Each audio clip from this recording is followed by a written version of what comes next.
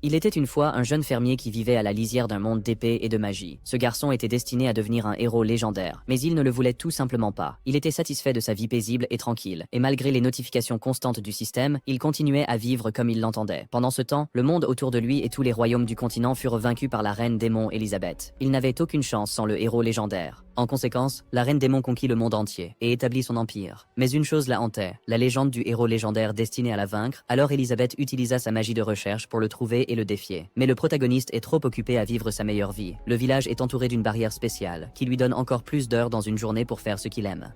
Il a construit une maison de toutes pièces, chasse, médite, s'assure que ses cultures prospèrent et n'a rien à voir avec les démons ou la magie. Merci bien. Finalement, le système en a assez de son entêtement et le maudit pour qu'il meure de la main de la reine démon, puis s'effondre et disparaît. Notre héros ne remarque même pas. Il est trop concentré sur Dajwang, le nom de sa hache, qu'il a oublié dans la forêt. Et juste au moment où il s'apprête à aller la chercher, le ciel s'assombrit et le tonnerre gronde de manière menaçante. Et voilà Elisabeth, la reine des démons elle-même. Mais au lieu de s'incliner de peur ou de reconnaître son immense pouvoir, le premier réflexe de notre garçon est de se précipiter pour sauver ses vêtements et son poisson séché de la tempête qui approche. Notre héros est de bonne humeur car il a sauvé ses trésors. Et bien sûr, son fidèle chien électronique, Wang Chai, est à ses côtés, le seul véritable compagnon qu'il est. Il essaie de faire entrer Wang Chai à l'intérieur, mais juste au moment où il est sur le point d'entrer, une voix résonne d'en haut. Elisabeth, la reine démon elle-même, décide de faire une apparition. Notre garçon jette un coup d'œil à Wang Chai et demande à son chien à propos d'elle. Mais apparemment, se référer à une puissante reine démon comme si elle n'était qu'une passante ne plaît pas à Elisabeth. Le protagoniste réalise alors sa grosse erreur et s'excuse immédiatement. À l'intérieur, cependant, il panique parce que, évidemment, ce village est censé être sûr. Pas une scène pour un invité soudain et non invité qui est, en plus, la reine des démons elle-même. Elisabeth, quant à elle, lui lance quelque chose, probablement pour tester sa réaction. Dans une tentative désespérée de se protéger, notre garçon jette son trésor en l'air. Mais l'objet atterrit directement dans sa main, et il s'avère que c'est une épée. Et pas n'importe quelle épée, attention, mais l'épée sacrée Alpha Lumineuse. Il essaie de la jeter, mais elle semble avoir d'autres plans. Il tient maintenant une arme de pur chaos, et il ne sait pas pourquoi. Elisabeth, qui l'observe attentivement, prend sa confusion pour une astuce ingénieuse. Elle pense qu'il cache un pouvoir incroyable. Avec cette idée en tête, elle se présente, puis, à la seconde suivante, décide que la meilleure chose à faire est de le tuer. Notre pauvre héros est maintenant plus confus que jamais. Et il se gratte la tête en se demandant comment diable la reine démon est ici alors qu'il n'a même pas quitté le village. Les choses vont de mal en pis, et juste au moment où il pense que cela ne peut pas devenir plus ridicule, Wang Chai commence à aboyer après elle. Alors qu'Elisabeth commence à lancer sa magie, le MC se souvient que le système l'avait informé que leur rencontre était inévitable. Et maintenant, après avoir réalisé qu'il n'a absolument aucun contrôle sur son destin, il jette l'épée de côté. Après tout, il n'est qu'un débutant dans ce monde fou, et avec le boss ultime qui apparaît, il semble que se rendre soit sa seule option. Avec un demi-sourire, notre garçon décide de se retirer à l'intérieur de sa maison et se sent étrangement en paix avec la façon dont sa vie a été ici, sans aucun regret, pas même un seul. Mais Elisabeth interprète mal son sourire comme un défi. Alors, dans sa sagesse infinie, elle décide de lancer des rochers sur sa maison précieusement construite. Pendant ce temps, Wang Chai calcule la trajectoire de l'attaque et tire des missiles sur les rochers entrants. Elisabeth pense que Wang Chai est une sorte d'artefact magique lié au MC, le soi-disant héros légendaire. Elle est également convaincue de sa propre supériorité, donc elle ne se donne pas la peine de la remettre en question et utilise sa magie pour terminer le travail rapidement. Pendant ce temps, Wang Chai défie toutes les lois du bon sens et parvient à calculer ses attaques et à les retourner. Naturellement, Elisabeth trouve risible que la petite chose essaie réellement de lui donner une leçon. Amusée et en même temps agacée, elle décide d'effacer Wang Chai et, eh bien, toute la zone tant qu'elle y est. Elle crée d'énormes trous noirs, mais sa magie échoue comme un feu d'artifice bon marché, ce qui la laisse là, perplexe, essayant de comprendre ce qui a mal tourné. Elle se demande si notre garçon a fait quelque chose à l'intérieur de sa petite maison pour perturber son pouvoir. Bien sûr, la vérité est bien moins glamour. Notre pauvre héros est allongé sur son lit et est complètement résigné à son sort, probablement en train de composer mentalement son discours d'adieu. Wang Chai, quant à lui, aboie sans arrêt sur Elisabeth, et elle trouve le geste à la fois ridicule et agaçant. Elle décide alors que ça suffit et déploie ses ailes pour se précipiter vers le chien. Une heure plus tard, le MC se réveille et ne sait pas s'il est mort ou vivant. Tout est calme, étrangement calme. Il rassemble le peu de courage qu'il a, s'approche à pas de loup de la porte pour l'entrouvrir et espère le meilleur. Mais voit le pire. La voilà Elisabeth, debout dans la cour avec Wang Chai pendant dans ses mains comme le linge d'hier. Le pauvre chien a l'air complètement inanimé. Leurs regards se croisent et, comme si elle jetait une serviette usagée, elle lance Wang Chai au sol. Elle mentionne ensuite quelque chose à propos d'être désolée d'avoir détruit son outil magique, bien que ces mots manquent de sincérité. Notre garçon sait très bien qu'il ne sert à rien de discuter avec elle et propose qu'ils s'assoient et parlent au lieu de continuer ce que ce désordre est devenu. Elisabeth accepte de parler à notre garçon, mais seulement après s'être assurée qu'il est 6 pieds sous terre. Avant qu'elle ne puisse y parvenir, cependant, les choses prennent une tournure inattendue. Elle réalise qu'elle a atteint son point de rupture et se demande si c'est ainsi que tout se termine pour elle. Avec toute la grâce d'une statue renversée, elle s'effondre. Notre héros se précipite pour vérifier son état, mais ensuite les choses deviennent étranges. Alors que ses vêtements commencent à disparaître et que le corps d'Elizabeth devient lentement visible, le nez du protagoniste commence à saigner abondamment. Lorsque la nuit tombe, Elizabeth se réveille pour se retrouver sur un lit. Sa première pensée est combien il est humiliant pour la reine démon de finir ainsi. Elle remarque les menottes et suppose que notre garçon a décidé de la transformer en une sorte de trophée, au lieu de simplement l'achever. Elle essaie d'utiliser sa magie, mais se rend compte que les chaînes ne bougeront pas, et plus encore, leur cliquetis montre clairement qu'elles sont encore un autre artefact surpuissant de notre héros. Elle regarde ensuite autour de la pièce et observe la collection étrange d'objets bizarres. Tout cela lui donne l'impression d'être dans la cachette d'un apprenti sorcier, et elle réalise qu'elle a peut-être sous-estimé le protagoniste. Il n'est pas seulement agaçant, mais aussi bizarre en plus d'être agaçant. Son fil de pensée est interrompu lorsque notre garçon entre en portant de la nourriture, mais avant qu'il ne puisse se lancer dans le discours maladroit qu'il a préparé, elle le coupe. Il n'y a aucun moyen qu'elle supplie pour sa vie, donc s'il prévoit de la tuer, autant en finir tout de suite. Notre héros est nerveux, mais le pauvre gars fait de son mieux pour ne pas le montrer devant la reine démon et veut juste lui parler. Quant aux menottes, il lui assure qu'elles sont là uniquement pour la sécurité. Mais pour Elizabeth, cela ressemble à un test pour voir jusqu'où il peut l'humilier avant qu'elle ne craque. Le protagoniste essaie alors de prouver qu'il n'est pas un mauvais gars et déverrouille les menottes. Il sourit même, comme si cela allait tout arranger. Pour Elizabeth cependant, elle a l'impression qu'il se moque d'elle et agit comme si elle n'était pas du tout une menace. Elle réprime l'envie de le réduire en miettes et décide de jouer le jeu pour l'instant, mais plus tard, il regrettera son attitude. Notre garçon se tourne alors pour partir, pour la laisser se reposer. Pendant ce temps, la question de savoir pourquoi il ne l'a pas tuée quand il en avait l'occasion reste évidemment dans l'esprit de beaucoup. Pour notre héros, la réponse est simple. Dans un monde plein de magie et de compétences de résurrection, tuer la reine démon pourrait facilement se retourner contre lui. De plus, tuer quelqu'un n'est pas vraiment son truc. Il est plus à l'aise avec les poulets et les poissons. Son grand plan pour résoudre leur conflit est ridiculement simple, c'est-à-dire devenir son ami. Il est fier de sa brillante idée et rit pour lui-même. Malheureusement, son rire ne fait que convaincre Elizabeth qu'il se moque d'elle. Elle le fixe du regard tandis qu'il remarque que son pauvre compagnon, Wang Shi, est devenu complètement misérable au milieu de tout ce chaos. Elizabeth se demande si Wang Shi est un outil magique puissant du protagoniste. Pour notre garçon, cependant, ce n'est qu'un petit gadget qu'il a récemment fabriqué par ennui. Elizabeth, qui attend le moment parfait, y voit son opportunité. Elle décide d'utiliser sa magie infinie pour récupérer sa force car, à ses yeux, notre héros vient de perdre son outil magique et maintenant, le pouvoir est tout à elle. Elle lui lance une excuse à moitié sincère pour avoir cassé son jouet, tout en se préparant à frapper. Le MC, quant à lui, est complètement inconscient des complots de la reine démon et est occupé à retirer la carte mémoire de Wang Shi. Il ouvre alors une étagère pour révéler plusieurs autres Wang Shis et la rassure de ne pas s'inquiéter car il en a beaucoup d'autres. Elizabeth se fige et se retrouve complètement prise au dépourvu. Notre garçon, cependant, insère la carte mémoire dans un autre Wang Shi et l'active. Puis Elizabeth sent quelque chose de délicieux. Malgré sa conviction habituelle qu'elle est au-dessus de ces choses triviales comme la nourriture, l'odeur attire ses sens comme une force magnétique. Notre héros lui propose de la nourriture composée de légumes et de céréales qu'il a cultivées lui-même. Elizabeth prend une bouchée du ravioli, puis une autre, puis encore une autre, comme si elle n'avait aucun contrôle sur ses propres mains. Le goût est une explosion comme des feux d'artifice magiques dans sa bouche. Même en tant que reine démon, elle ne peut nier que la saveur est irrésistible. Puis soudain, l'épice la frappe comme un coup de poing, et bientôt elle transpire et tremble. Le MC, qui a ajouté un peu de piment selon son propre goût, commence à se ronger les ongles, nerveusement. Alors qu'Elizabeth lutte pour garder son calme, elle pense en elle-même que, bien sûr, ce héros maléfique utilise la nourriture pour l'emprisonner dans une sorte d'expérience bizarre. Notre garçon a soigneusement préparé une soupe avec différents ingrédients qui peuvent couper l'épice qu'Elizabeth ressent après avoir mangé les boulettes, mais sa nourriture semble lui embrouiller l'esprit. Un instant, elle est sûre qu'il lui donne du poison, et l'instant d'après, elle a l'impression de flotter dans le ciel. Pourtant, elle prend la cuillère et la mange, et, pendant un bref instant, elle se sent plus forte, comme si elle venait de découvrir un pouvoir caché. Mais ensuite, elle reprend ses esprits et exige de savoir ce qu'il veut vraiment d'elle. Notre garçon veut simplement comprendre comment une reine démon et un héros peuvent vivre paisiblement ensemble. Mais, bien sûr, Elizabeth comprend encore mal et pense qu'il veut juste l'utiliser comme sujet de test pour devenir plus fort et la vaincre. Elle est furieuse, parce qu'en tant que chevalier, mourir est acceptable, mais être humilié ne l'est pas. D'une manière ou d'une autre, elle laisse tomber et décide que cela ne vaut pas la peine de se battre. Le protagoniste, quant à lui, est complètement déconcerté, se demandant si elle va le tuer pour avoir tout gâché. Mais au lieu de cela, Elizabeth monte sur le lit et précise qu'elle accepte ses conditions non pas parce qu'elle a peur de lui, mais parce qu'elle veut le pouvoir ultime. Et, bien sûr, son aura mortelle indique clairement que si quelqu'un essaie de la faire plier, elle le détruira.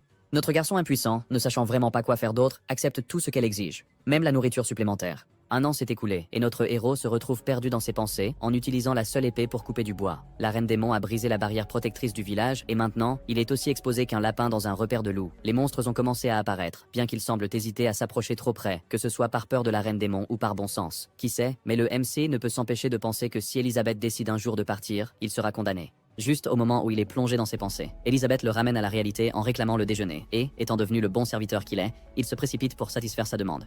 La survie du protagoniste dépend d'une chose, obtenir la protection d'Elizabeth. Mais Elizabeth, quant à elle, est joyeusement inconsciente alors qu'elle est allongée sur le canapé avec un paquet de chips comme si elle n'avait rien d'autre à faire. Après une année à ne rien faire du tout, elle est devenue pratiquement partie intégrante du canapé et se transforme en patate. Mais malgré cela, elle a l'audace de se plaindre d'en avoir marre de regarder les mêmes choses à la télé.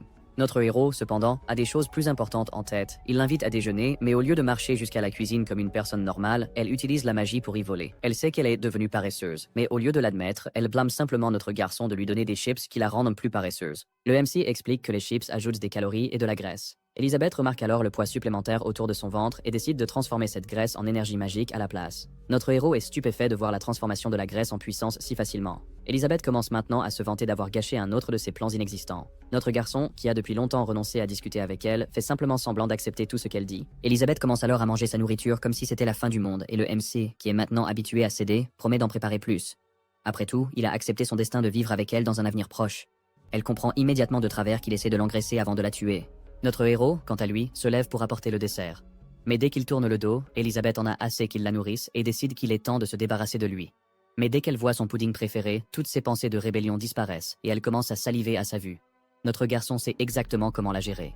Donnez-lui simplement la bonne nourriture et elle devient la meilleure amie de tout le monde. Pendant ce temps, quelque part au loin, un homme et une fille fuient pour sauver leur vie de quelques figures masquées. Cependant, la figure lance un sort et les piège dans une cage magique. L'homme serre fermement son épée et exhorte sa fille à courir vers la ville pour se mettre en sécurité pendant qu'il reste pour repousser les attaquants, mais sa fille refuse d'aller nulle part sans lui. Au fond de lui, l'homme sait qu'il doit tenir la promesse qu'il a faite à sa mère, c'est-à-dire la protéger quoi qu'il arrive. Les figures masquées ne sont cependant pas des hommes ordinaires. Ils sont armés de magie et l'homme sait qu'il doit en finir rapidement avant que les choses ne s'aggravent. Alors, d'un coup d'épée, il en abat un. Mais naturellement, les autres ne s'en vont pas simplement. L'un d'eux se transforme en quelque chose qui semble s'être échappé d'un cauchemar. La fille, ne comprenant toujours pas qu'elle doit fuir, tire des flèches sur la bête, mais elles rebondissent comme si elles étaient faites de guimauve. L'homme la supplie de fuir. Il n'a pas le luxe du temps. Ce sont des apôtres de la Guilde Noire et les combattre revient à essayer de dompter un tigre sauvage avec un cure-dent. Mais sa fille ne bouge pas et insiste pour l'aider. Pendant ce temps, l'un des apôtres se précipite vers l'homme et le frappe si fort qu'il goûte probablement ses propres dents. Même allongé au sol, à moitié blessé, l'homme veut que sa fille parte, mais elle ne bouge pas. La créature, ressemblant maintenant à un croisement entre un monstre et quelque chose sorti d'un film d'horreur, menace de les achever. La fille réalise enfin la situation et propose de partir avec eux s'ils épargnent son père. Mais la créature se moque de sa négociation. Il se précipite pour attaquer, mais quelque chose de massif lui marche dessus et toute la zone se remplit de poussière. Quand la fumée se dissipe, la fille ouvre les yeux pour comprendre ce qui vient de se passer.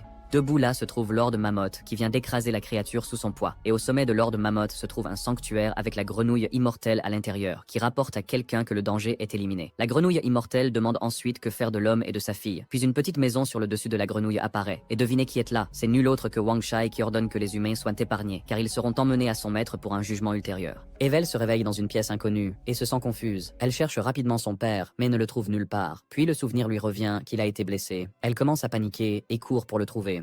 Elle ouvre la porte et est accueillie par une scène à laquelle elle n'est pas préparée, où son père Burst fléchit son corps comme s'il auditionnait pour une compétition de culturisme. Et là, applaudissant avec admiration, se trouve notre héros. Pendant ce temps, Wang Kai tourne autour de notre garçon comme le chien bien dressé qu'il est, mais Elisabeth n'est pas d'humeur pour cela et elle donne un coup de pied au chiot. Apparemment, le crime de Wang Shai est d'avoir amené ses invités non invités dans la maison. Pauvre Wang Shai. Son cœur robotique se brise en se rappelant comment il a récemment été battu et humilié par la reine démoniaque, et pourtant son maître ne prête pas attention à sa souffrance, trop occupé à admirer la musculature de Burst. Burst décide alors de déchirer ses vêtements, sauf les sous-vêtements heureusement, et de se reposer comme si notre héros n'en avait pas assez vu. Evel ne peut pas croire que son père, qui a été blessé il y a quelques heures à peine, fasse cela maintenant.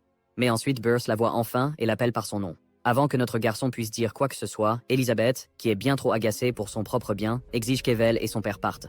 Après tout, c'est elle qui était là en premier, évidemment. Le MC essaie de sauver ce qui reste de dignité et les invite à entrer pour parler. Une fois à l'intérieur, notre garçon leur propose du thé. Evel regarde la tasse avec suspicion et se demande si c'est une sorte de thé magique qui a guéri son père instantanément. Le maître de cérémonie précise que ce n'est que de l'eau chaude et rien de spécial. Pendant ce temps, Elisabeth est dérangée par les invités non invités, bien sûr. Elle a commodément oublié qu'elle n'est pas exactement sur la liste des invités elle-même. Alors que Burst retrouve lentement certains de ses souvenirs, il se rappelle comment Wang Shai les a ramenés et comment notre héros lui a donné de l'eau, qui, d'une manière ou d'une autre, l'a fait se sentir énergisé. Après avoir bu le thé, quelque chose d'incroyable se produit. Evel et Burst se retrouvent allongés dans un vaste champ et se sentent si rafraîchis qu'ils pourraient pratiquement s'envoler. Le ciel est si beau qu'il les fait presque pleurer, et juste comme ça, après une simple tasse de thé d'orge, Evel se transforme en archimage une étoile, et non seulement cela, mais elle se voit pousser des oreilles d'elfe. Le niveau d'archimage de Burst passe également de 3 à 4. Le MC leur en propose encore, mais Burst est tellement submergé par sa gentillesse qu'il ne sait pas quoi dire.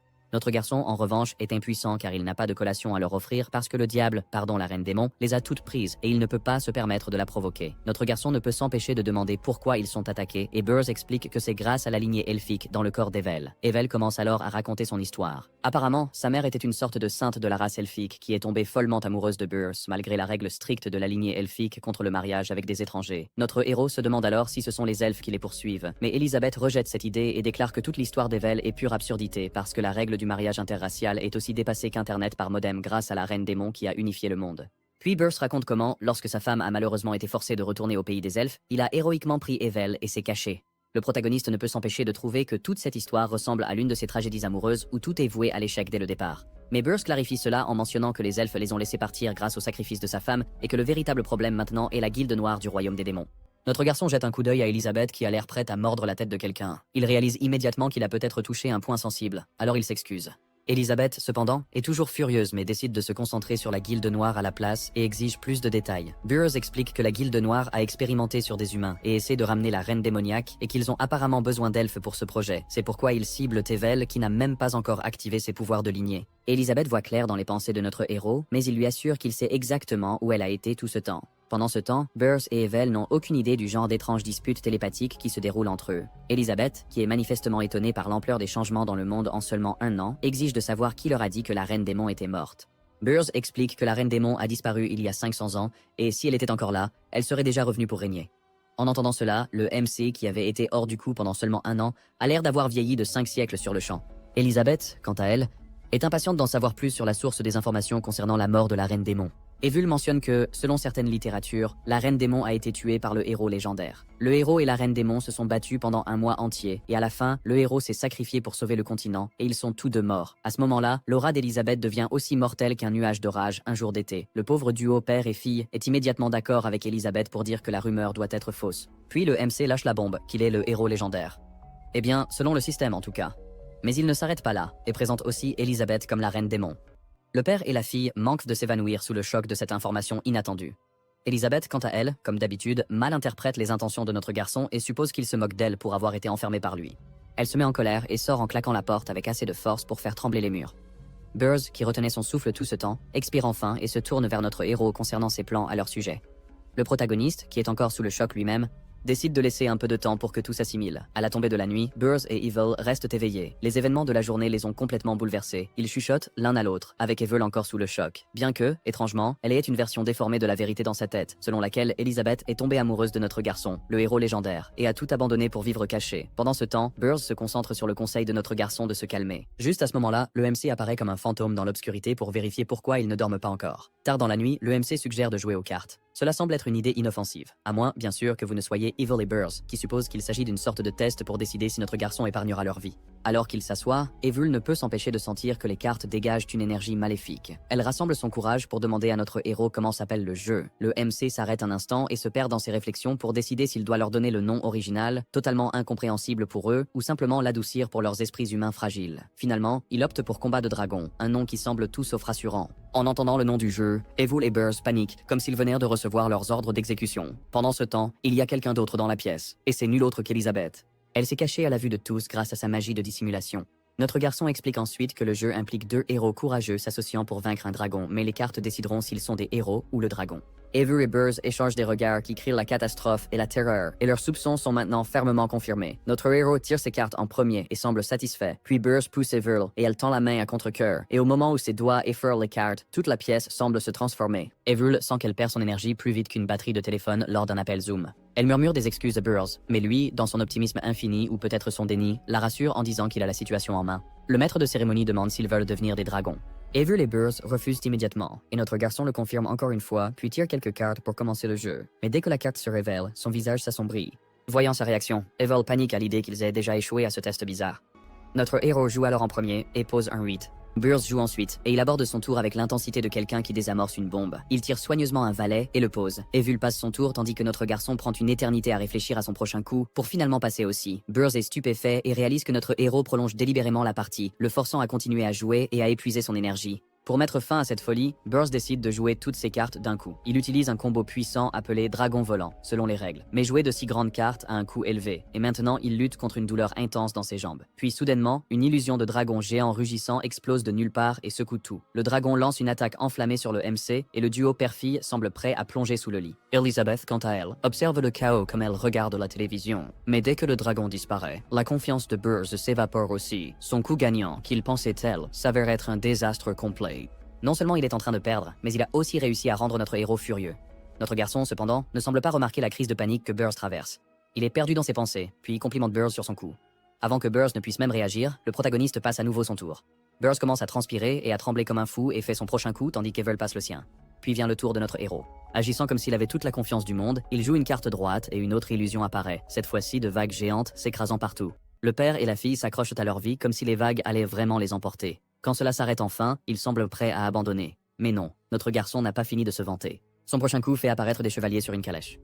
Burrs abandonne finalement car il est maintenant à court d'idées et de patience. Evul décide cependant qu'elle en a assez de se cacher derrière son père. Elle ignore ses avertissements et imite le mouvement du MC. La nuit devient de plus en plus désastreuse, et Burrs ne peut s'empêcher de s'inquiéter pour Evul. Elle le rassure en disant qu'elle va bien que l'expression sur son visage dise le contraire. Même le MC doit admettre son courage. Elle est prête à faire tout ce qu'il faut pour protéger son père, même si cela signifie briser ses propres cartes. Mais bien sûr, ce courage coûte à Burrs 2 de ses doigts. Mais comme si les choses n'étaient pas déjà assez compliquées, notre héros décide d'attiser le chaos en sortant les cartes Joker. Ce qui suit est tout droit sorti d'une histoire d'horreur, alors que le roi clown suprême, un cauchemar de niveau démon, apparaît.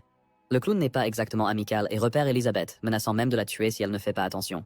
Elizabeth, bien sûr, ne se laisse pas faire. Elle n'est pas seulement en colère contre le clown pour l'avoir traité comme une faible, mais aussi contre notre garçon pour avoir invoqué ce cauchemar surpuissant sans réfléchir. Elle a à peine réussi à atteindre le stade du dieu démon à 3 étoiles, et cela après avoir ravalé sa fierté et accepté de l'aide. Et voici le MC qui traite la situation comme un spectacle de cirque. Pendant ce temps, Burrs est submergé par la culpabilité et s'excuse auprès d'Evil d'être inutile. Quand Burrs abat ses cartes, son énergie commence à s'épuiser. Même notre héros a l'air un peu inquiet. Il réalise que Burrs n'est pas encore complètement rétabli. Quand notre garçon voit la combinaison des cartes de Burrs, il se sent un peu idiot. Il s'avère que Burrs aurait pu terminer le jeu bien plus tôt, mais il l'a laissé s'amuser et se sentir comme un génie des cartes. Il se sent maintenant un peu embarrassé et mélange les cartes pour faire disparaître le clown, s'excuse pour le dérangement et s'en va. Avec le héros légendaire maintenant parti, le duo père-fille peut enfin se détendre. Elizabeth, cependant, est occupée à inventer des théories farfelues dans sa tête. Elle est convaincue que tout cela n'est qu'une façon pour notre héros de gagner du temps avant de venir la chercher ensuite. Enfin, le matin arrive et le chaos de la nuit prend fin. Burrs et Evel sont prêts à partir. Ils promettent de garder le secret de notre garçon. Notre héros remet alors à Burrs un paquet de thé d'orge, et plus encore, lui donne le jeu de cartes et reconnaît que ses propres compétences sont si mauvaises qu'il a besoin de toute la pratique possible. Elizabeth, cependant, en a assez de leur drame et les pousse pratiquement vers la porte. Alors que les deux se dépêchent de partir, Elizabeth a enfin l'impression de pouvoir respirer. Tout est redevenu normal, ou aussi normal que sa vie puisse l'être, et sa première demande pour le MC est de lui apporter de la nourriture. Burrs s'élance comme s'il courait contre le vent et entraîne Evel avec lui. Pauvre Evel, qui a du mal à suivre, supplie son père d'arrêter.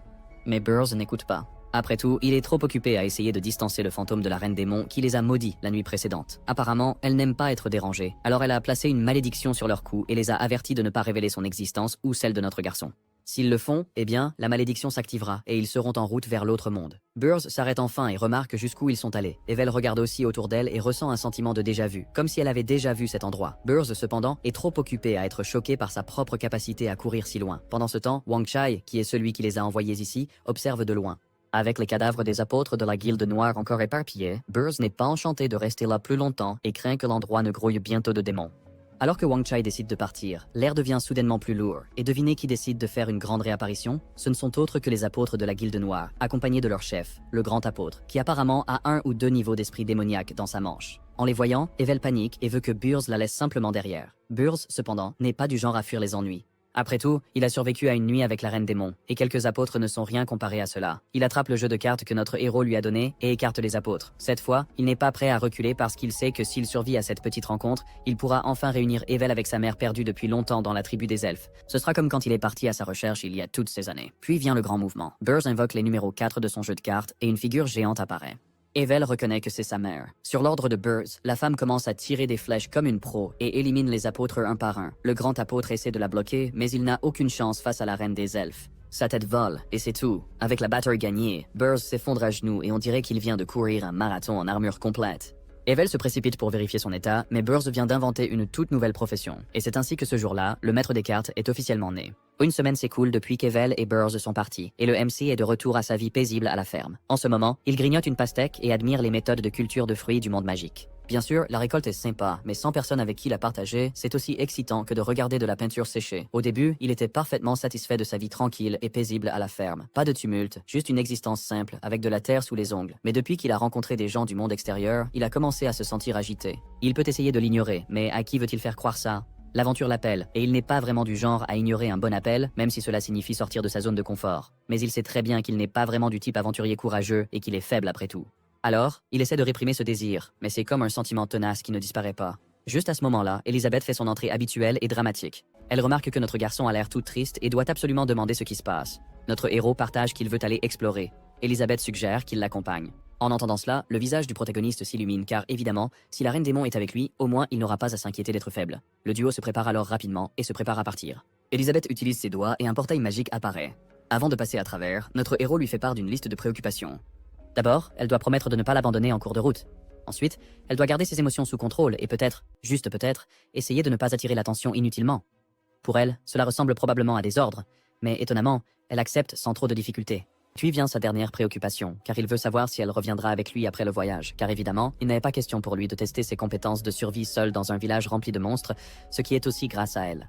Elisabeth accepte immédiatement car elle n'a pas l'intention de partir avant de l'avoir vaincu. Mais en retour, elle a une demande à elle, qui est un pudding aux fruits, simple, sucré et totalement Elisabeth. Avec tout enfin réglé, il traverse le portail.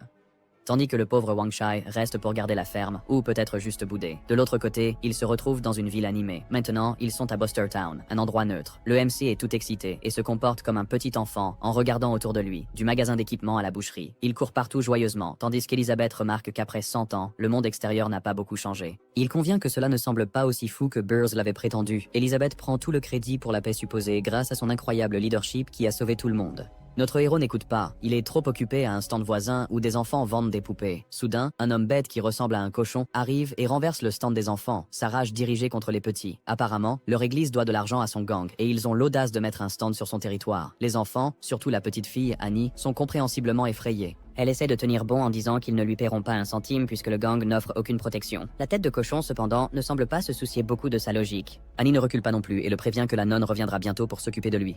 Alors que les gens se rassemblent pour assister à un bon drame de rue, le MC n'en peut plus et crie à l'homme bête d'arrêter.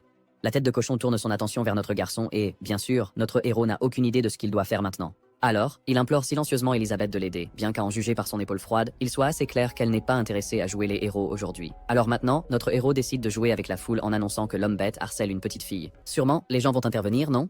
Non. Le public reste silencieux, probablement trop diverti par le spectacle gratuit pour faire quelque chose d'utile. Puis la tête de cochon remarque les vêtements du sud du MC et commence à baver sur Elisabeth. Notre garçon propose de résoudre les choses par une conversation calme ou, mieux encore, d'offrir quelques spécialités locales. Mais la tête de cochon n'est pas là pour la diplomatie. Il ordonne à ses sbires de battre notre héros et d'enfermer Elisabeth, et cela déclenche Elisabeth. Bien sûr, le MC l'a emprisonné auparavant, mais ses clowns pensent qu'ils peuvent faire de même.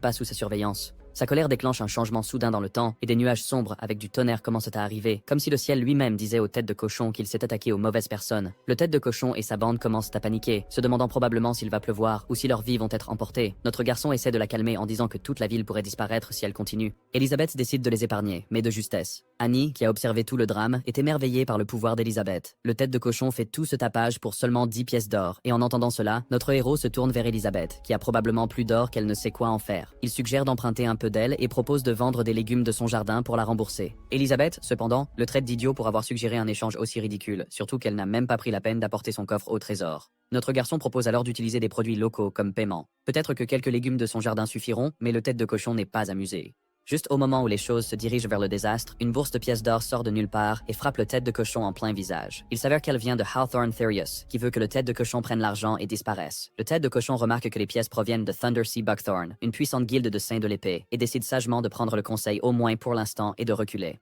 Le MC aide Annie à se relever. Il offre ensuite à Hawthorne des bananes en signe de gratitude. Hawthorne propose plutôt un partenariat qui pourrait résoudre leurs problèmes financiers. Elisabeth, bien sûr, n'est pas intéressée. Mais notre garçon ne veut pas abandonner quelqu'un qui l'a aidé, alors il insiste pour rester. Leur prochaine étape est un pub, mais avant d'entrer, Hawthorne les avertit de rester proches. Dès qu'ils entrent, un homme bête fait l'erreur malheureuse de flirter avec Elisabeth. Elisabeth lui lance un regard si glacial qu'il pourrait geler le soleil. L'homme bête et ses amis doivent détourner le regard. Elisabeth se tourne alors vers le protagoniste et le blâme de l'avoir entraîné dans cette excuse pathétique de rassemblement. Notre héros dirige son attention vers une salle privée. Lorsque la porte s'ouvre, ils sont accueillis par plusieurs femmes qui se jettent immédiatement sur Hawthorne. Notre garçon se fige et sa mâchoire tombe presque par terre alors qu'il essaie de comprendre que ce sont les épouses de Hawthorne.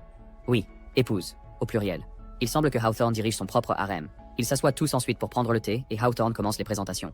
D'abord Gosha, une guerrière bouclier, puis Lolo, une assassin, suivi de Glee, une mage, et enfin Galia, une archère elfe. Le MC partage qu'il a récemment rencontré un autre elfe. Elizabeth, cependant, en a assez des bavardages et veut que Hawthorne passe la réunion de famille et en vienne au fait. Mais son attitude agace Gosha, qui veut qu'elle arrête d'être si impolie. Lolo et Galia font aussi des commentaires sévères sur la confiance et l'apparence d'Elizabeth. Elizabeth est sur le point d'exploser. Elle les avertit que s'ils veulent du chaos, elle sera ravie de le leur offrir, mais qu'ils ne devront pas s'en plaindre ensuite. Notre héros sent qu'une tempête approche. Alors il sort immédiatement son arme secrète, le pudding préféré d'Elizabeth. Une cuillerée plus tard, sa colère disparaît comme si elle n'avait jamais existé. Notre garçon partage alors une histoire ridicule sur le fait qu'ils sont membres d'une tribu sans nom, avec Elizabeth comme reine et lui-même comme son fidèle serviteur. C'est le genre de bêtise qui n'a pas de véritable but, sauf pour distraire tout le monde et donner à Lolo et Galia plus de matière pour leurs commentaires désobligeants. Ils ne se retiennent pas et se moquent à nouveau d'Elizabeth. L'AMC explique que c'est sa première sortie dans le monde et qu'elle s'habitue encore à toutes les différences culturelles. Pendant ce temps, Hawthorne, qui attendait que le drame se calme, décide enfin de parler affaires. Il annonce son grand plan, selon lequel il veut qu'ils se joignent à lui et à ses épouses dans un donjon à trésors.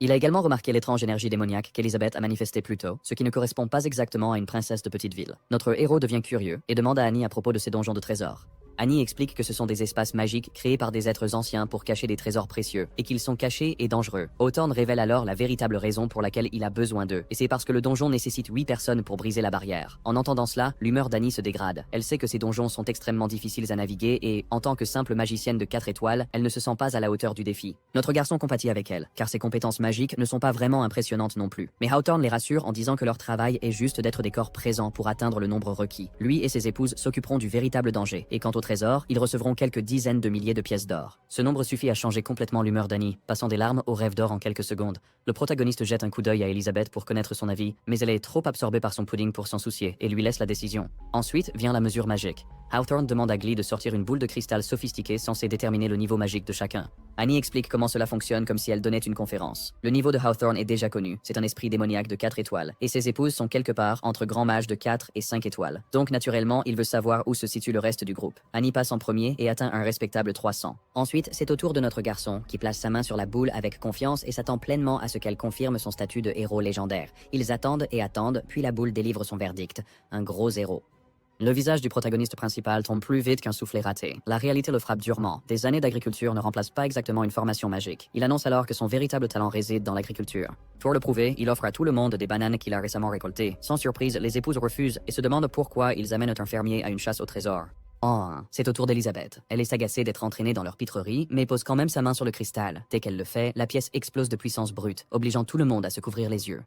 Le MC essaie de paraître calme à l'extérieur, mais à l'intérieur, il panique. Si la véritable identité d'Elizabeth est révélée, ce ne sera pas seulement un problème, mais un véritable désastre. Il lui lance un regard avec un SOS silencieux, et heureusement, elle le comprend. Sa magie s'intensifie et atteint exactement le niveau qu'Annie a mentionné pour les esprits démoniaques de haut rang. En voyant cela, les épouses de T. Hawthorne ont l'air d'avoir vu un fantôme. Pendant ce temps, notre héros se permet enfin de respirer, probablement pour la première fois en 5 minutes. Hawthorne, quant à lui, est ravi. Avec le pouvoir d'Elizabeth confirmé, leurs chances d'obtenir le trésor montent en flèche. Annie, qui est nouvelle dans tout cela, doit assister à des donjons et des chasses au trésor. Elle a hâte de voir ce qui va se passer ensuite. Hawthorne veut alors que Glee utilise un parchemin de téléportation, et en un clin d'œil, ils sont ailleurs. Notre garçon se sent un peu étourdi, mais en même temps, il trouve la téléportation géniale, tandis qu'Annie reste là, tremblante après avoir vu à quel point Elizabeth a l'air calme. Hawthorne veut se précipiter dans le donjon, mais Elizabeth annonce qu'elle veut rentrer chez elle. Ils explosent tous pratiquement. Gosha est furieux, et même Glee et Galia sont en colère, mais Elizabeth s'en moque complètement. Elle les défie simplement de faire quelque chose à ce sujet. Le protagoniste intervient et la supplie de le laisser au moins voir ce qu'il y a à l'intérieur du donjon. Pendant ce temps, Annie ne peut s'empêcher de remarquer que l'énergie provenant de la grotte semble étrangement similaire à celle d'Elizabeth. Notre garçon devient curieux à ce sujet, mais avant qu'il ne puisse dire un mot, Hawthorne le pousse de côté et promet à Elizabeth qu'il la protégera et lui demande de coopérer. Elizabeth, cependant, l'ignore complètement. Au lieu de cela, elle se tourne vers notre héros et accepte de jouer le jeu, ce qui laisse Hawthorne bouillir de frustration. Elle commence alors à se diriger vers la grotte avec le MC qui la suit comme un chiot excité. Hawthorne suit derrière, tout en grinçant des dents si fort qu'il est miraculeux qu'elle ne se casse pas. Dès qu'ils entrent, la barrière se referme brusquement derrière eux, ce qui n'améliore certainement pas l'humeur de notre garçon. Il commence à paniquer et Elizabeth l'effraie encore plus en disant que la seule issue est soit d'être plus fort que la personne qui a créé la barrière, soit de terminer la tâche qu'ils ont fixée. Il essaye de remonter le moral de tout le monde, ou peut-être juste le sien, en ayant confiance en Hawthorne pour trouver quelque chose, mais Gosha la fait taire avant qu'elle n'en dise trop. Annie est pleine de questions, mais Gilia la rassure en disant que ce n'est que du trésor et des pièces d'or. Puis le chemin se divise en différentes directions, et Hawthorne veut que Glee utilise sa magie pour trouver le chemin le plus court. Elle le fait, mais répandre sa magie partout épuise son énergie, et elle se sent exténuée. Glee admet que sa magie n'a pas pu trouver la fin du labyrinthe, même après l'avoir étendue sur 3 kilomètres entiers. Galia suggère alors d'utiliser son pouvoir de divination spirituelle, bien qu'elle n'est pas convaincue que cela sera d'une quelconque aide en raison de sa faible précision. Lolo propose de se diviser en groupes et de soutenir cela avec sa technique de clonage au cas où les choses tourneraient de mal. Pendant ce temps, notre garçon a une conversation tranquille avec Elisabeth et apprend que le labyrinthe n'est qu'une illusion. Il lui suggère de les aider à sortir de ce pétrin, mais Elisabeth est trop occupée à profiter du spectacle. Elle ne veut pas se déranger alors qu'elle peut simplement les laisser creuser leur propre tombe, et des points de bonus s'ils parviennent à entraîner notre héros avec eux. Annie, en revanche, pointe vers la 3e courbe. Quelque chose à son sujet lui semble spécial, bien qu'elle admette que c'est peut-être juste son instinct qui parle. Lee, cependant, ne peut rien sentir et est assez sûr que les instincts d'Annie sont erronés. Alors Annie décide sagement de rester silencieuse pour l'instant. Glee montre alors de l'intérêt pour le dernier passage, car selon ses pouvoirs, c'est celui qui a le moins de monstres. Mais Lolo veut se séparer et tout explorer, tandis que Gosha insiste pour qu'ils restent ensemble pour plus de sécurité. Après avoir reçu toutes sortes de suggestions, Hawthorne décide de suivre Glee. Annie, cependant, est convaincue que le dernier passage est une terrible idée, et pour prouver son point, elle utilise la magie sur sa poupée et l'envoie en premier. Il s'avère que c'est exactement comme Annie l'avait prédit, et la poupée est détruite par un ver mimétique bizarre. Notre pauvre héros a presque une crise cardiaque à la vue de la créature dégoûtante. Elisabeth explique que le mimique est une bête parasitaire généralement trouvée à l'intérieur de monstres géants, et elle est bien plus intéressée à laisser les autres se débrouiller seuls. Elle prend simplement le MC et continue plus loin. Annie essaye d'intervenir à nouveau et Lolo propose d'utiliser un clone pour les suivre et recueillir des informations. Mais Hawthorne décide qu'un clone est inutile. Il peut pratiquement sentir le calme émaner d'Elisabeth. Son choix n'est pas un simple élan impulsif, mais une décision prise avec une pure confiance. Alors il décide de la suivre. Pendant ce temps, dans l'ombre du passage, quelque chose ou quelqu'un attend qu'il fasse un mouvement. Hawthorne et ses épouses sont occupés à combattre l'armée sans fin de monstres, qui semblent se multiplier plus vite qu'ils ne peuvent les gérer. À l'arrière, le MC et Annie se cachent comme s'ils avaient trouvé l'endroit le plus sûr du monde, qui est derrière Elisabeth. Pour Elisabeth, cependant, les talents d'acteur de notre garçon sont si mauvais qu'un chien avec un bandeau saurait qu'il fait semblant. Elle peut le dire, mais elle ne dit rien. Pendant ce temps, Glee lance à Elisabeth un regard noir parce qu'elle est furieuse d'avoir été menée sur un chemin rempli de monstres. Elisabeth explique qu'il est tout à fait normal que des monstres apparaissent autour de la magie. Lee, cependant, n'est pas d'humeur pour des explications. Surtout qu'Elisabeth, qui est comme une centrale électrique ambulante, reste en retrait et profite du spectacle au lieu d'aider réellement. Hawthorne essaie de calmer les choses, mais Glee n'est pas d'humeur. Pour elle, on dirait qu'Elisabeth essaie de séduire son maître. Gilia et Gosha suggèrent de se reposer un peu, mais Elisabeth n'est pas d'accord, car elle n'est pas là pour perdre du temps. Gilia et Lolo veulent alors qu'Elisabeth continue sans eux. Hawthorne essaie à nouveau de convaincre Elisabeth de faire une pause et de boire une potion elfique pour se recharger. En entendant parler d'une potion mystérieuse, notre héros veut la boire car elle pourrait lui donner l'inspiration pour son prochain grand chef-d'œuvre culinaire. Elisabeth comprend très bien qu'il a goûté au meilleur plat qui existe et qu'il a maintenant envie de quelque chose de plus simple. Et juste pour cette raison, elle accepte de faire une pause. Alors qu'il s'assoit, Gilia exhibe fièrement sa potion elfique spéciale comme si c'était un trésor inestimable. Bien sûr, Elisabeth, étant la force de la nature qu'elle est, n'en a pas besoin. Mais Hawthorne sent l'impolitesse dans les mots de Gilia, alors elle passe la potion à Elisabeth sur l'ordre de son maître. Mais Elisabeth la lance au MC, qui la boit plus vite qu'un homme affamé à un buffet. Mais le goût herbacé est si fort qu'il manque de s'étouffer. Il l'offre ensuite à Annie, qui la refuse puisqu'elle n'a pas beaucoup utilisé sa magie. Le visage de Gilia devient rouge vif de colère après avoir vu sa potion être rejetée. Pour aggraver les choses, Elisabeth décide de la jeter. Cela, bien sûr, ne fait qu'augmenter la colère de Gilia. Maintenant, notre garçon, dans son esprit simple, a trouvé la solution parfaite à ce désordre avec quelques-unes de ses délicieuses spécialités campagnardes. Ce sont des bananes.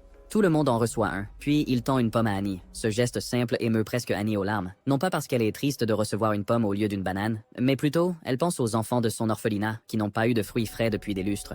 Notre héros promet que plus de fruits lui seront envoyés, ainsi qu'aux autres. Gilia, cependant, n'en veut rien savoir. Dans un accès de rage, elle jette la banane et Guy en écrase une autre. Hawthorne, quant à lui, suggère qu'il mange pour l'instant et promet quelque chose de bien plus extravagant une fois qu'ils auront trouvé le trésor. Alors que lui, Lolo et Gasha croquent dans leurs fruits, quelque chose de totalement bizarre se produit. Au moment où le fruit entre, ils sont soudainement téléportés dans une forêt, tout en portant des tenues qui semblent sortir tout droit d'un magasin de costumes. Ils se retrouvent entourés de créatures ressemblant à des insectes en manteau qui chantent et dansent. Ils commencent alors à danser aussi, et bougent de manière étrange, comme s'ils auditionnaient pour la compétition musicale la plus bizarre du monde. De retour dans la grotte, Galia et Guy sont sous le choc, car ils ne savent pas quoi penser de la performance de danse étrange qui se déroule juste devant eux. Gasha, Lolo et Hawthorne sont assez surpris lorsque leur niveau de magie augmente soudainement, après avoir mangé une banane et fait une petite danse étrange. Ils se sentent puissants. Et notre héros, qui a regardé leur danse, applaudit comme si c'était la meilleure performance qu'il ait vue de toute sa vie. Elisabeth, en revanche, sait que s'ils continuaient, ils allaient avoir des ennuis, et notre garçon l'a déjà compris et a augmenté leur niveau à l'avance. Gilia est stupéfaite par la montée soudaine de magie, et Annie comprend que c'est à cause des bananes du MC. Gelia, cependant, est toujours dans le déni que les bananes ne pourraient pas être magiques, mais Gasha, qui vient de devenir un esprit démoniaque 2 étoiles, insiste que c'est grâce aux bananes. Lolo, cependant, accuse un magicien de haut niveau d'avoir caché un enchantement dans les bananes. Hawthorne, quant à lui, n'en revient pas d'avoir sauté 3 niveaux d'un coup pour devenir un esprit démoniaque 3 étoiles. Il se tourne vers notre héros pour connaître l'origine de ces bananes magiques. Notre garçon est complètement pris au dépourvu. Pour lui, ce ne sont que des bananes, des cultures hybrides, certes, mais cultivées naturellement sans magie impliquée. Gelia et Geese gardent espoir et décident de manger les bananes aussi, espérant le même résultat. Mais avant qu'ils ne puissent le faire, les bananes se transforment en bouillie pourrie. Annie le reconnaît immédiatement. Apparemment, les bananes ne fonctionnent que si au moins 3 personnes les mangent en même temps. Mais ensuite, Geese fait remarquer qu'Elizabeth en a mangé une aussi, et Annie reste perplexe. Parce que si le pouvoir de l'utilisateur n'est pas supérieur au trésor, cela n'aurait pas dû fonctionner. Gelia pense que c'est peut-être sa potion d'elfe qui fait effet après tout ce temps. Hawthorne se tourne vers le MC pour plus de bananes, mais Gelia ne peut pas, ou peut-être ne veut-elle tout simplement pas y croire. Notre héros, bien sûr, en a plus. Mais avant qu'il ne puisse les distribuer, Elizabeth prend simplement son sac à dos et déclare que les bananes, ainsi que tous les autres fruits, sont maintenant à elle. Elle le presse ensuite, car à ses yeux, le voyage est presque terminé. Notre garçon s'excuse auprès de Hawthorne et promet de partager plus de bananes s'il le peut. Il veut aussi avancer ensemble, mais Elizabeth est déjà en train de filer devant, et avec Annie à sa suite, ils sont partis. Lolo, cependant, regarde le sac à dos du MC, mais Hawthorne veut attendre. Il a remarqué qu'ils n'ont pas affaire à des gens ordinaires ici. Et Elizabeth, eh bien, elle n'est pas juste une princesse quelconque d'une tribu inconnue. Hawthorne ne s'intéresse plus seulement à de simples fruits magiques maintenant, mais il a les yeux sur un prix bien plus grand. Le royaume d'Aristote offre une énorme récompense pour des informations sur une princesse disparue, et il est presque sûr qu'Elizabeth est celle qu'il recherche. Mais bien sûr, ce n'est pas tout. Il a des plans bien plus grands. Il veut qu'Elizabeth soit à lui, pour gagner plus de pouvoir dans le royaume. Et alors qu'il se concentre sur sa magie de charme, ses épouses peuvent sentir le changement dans l'atmosphère. Le trio continue de se déplacer à travers le labyrinthe qui s'assombrit. Le MC a l'impression que le passage est interminable, et il ne peut s'empêcher de craindre qu'il ne trouve jamais de sortie. Elizabeth, en revanche, est convaincue qu'ils y sont presque. Soudain, quelque chose derrière eux commence à bouger. Annie est la première à le remarquer. Mais avant qu'elle puisse alerter notre héros, des nuages de poussière remplissent l'air, et notre garçon commence à tousser de manière incontrôlable. Voilà Hawthorne, tout en portant ses épouses, qui semblent avoir été ensorcelées par quelque chose. Il s'excuse auprès d'Elizabeth pour son retard et offre ses services, et même suggère qu'elle monte sur son dos. Elizabeth, cependant, le refuse instantanément, car il n'est pas vraiment qualifié pour être sa monture. Hawthorne semble un peu offensé, mais Gelia est encore plus irritée. Et puis, de nulle part, sa tête tombe simplement et son corps s'effondre au sol avec des éclaboussures de sang partout.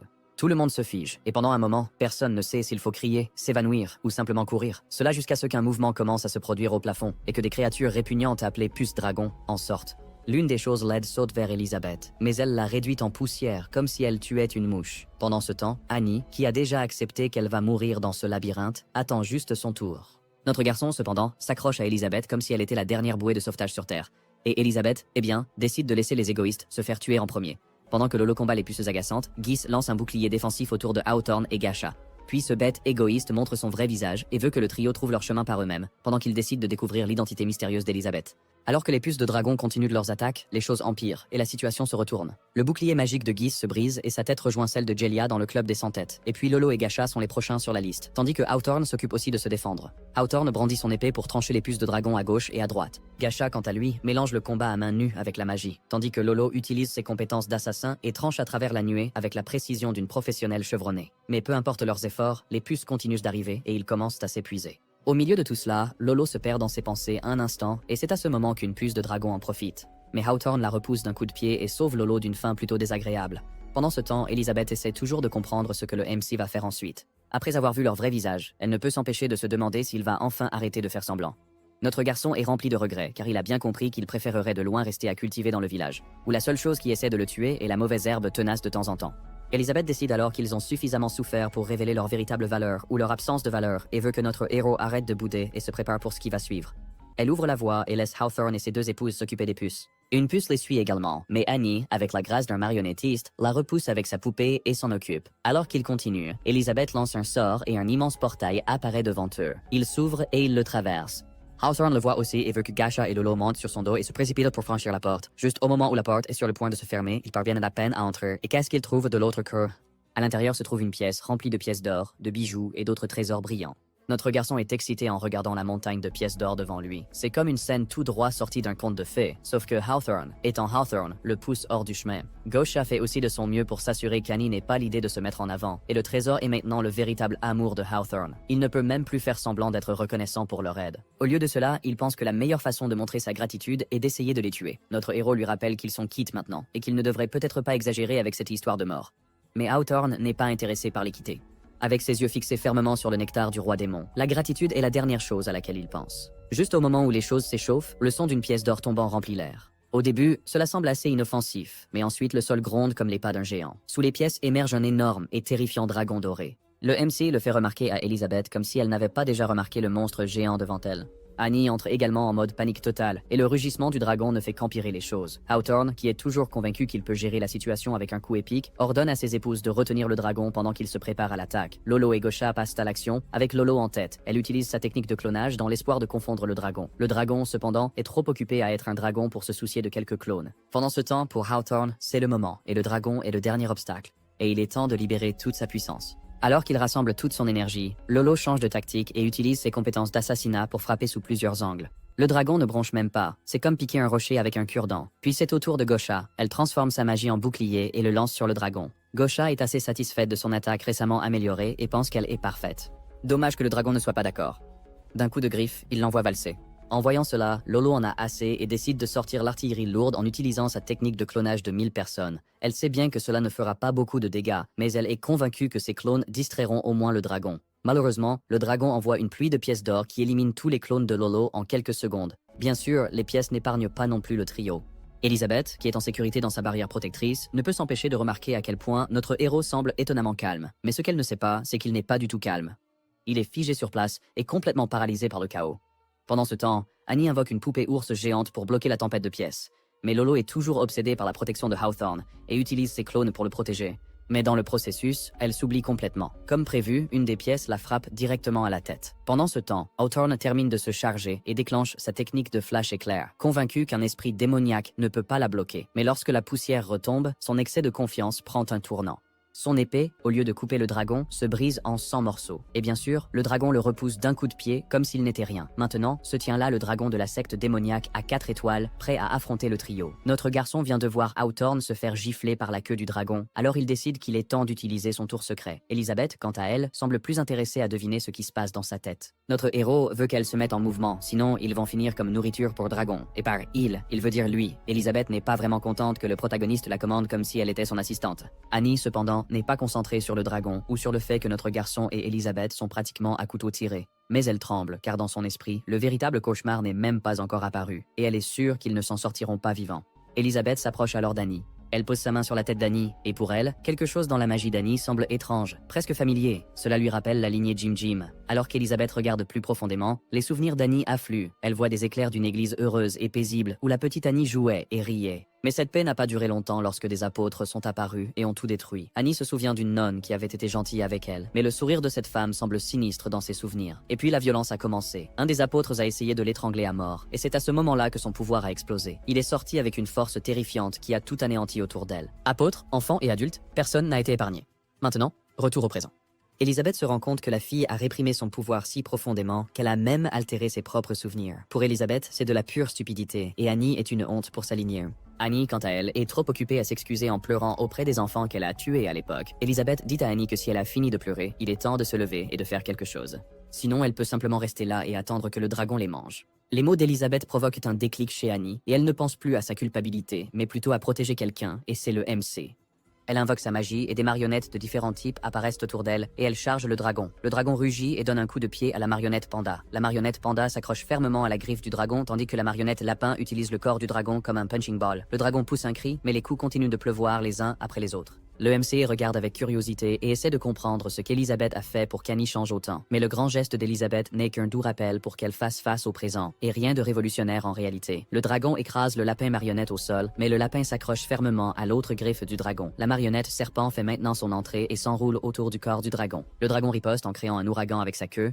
La marionnette hibou entre alors en action et fait de son mieux pour le bloquer. Notre héros ne peut s'empêcher d'admirer la maîtrise des marionnettes d'Annie, bien que ses pensées se tournent ensuite vers la mystérieuse lignée Jim Jim qu'Elizabeth a mentionnée il y a quelques instants.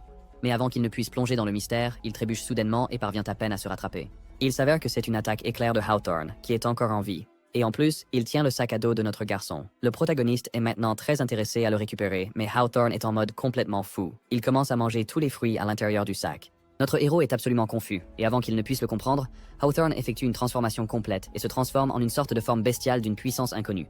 Hawthorne vient de se transformer en un monstre d'apparence répugnante, et il ne peut s'empêcher de parler de la puissance qu'il a acquise.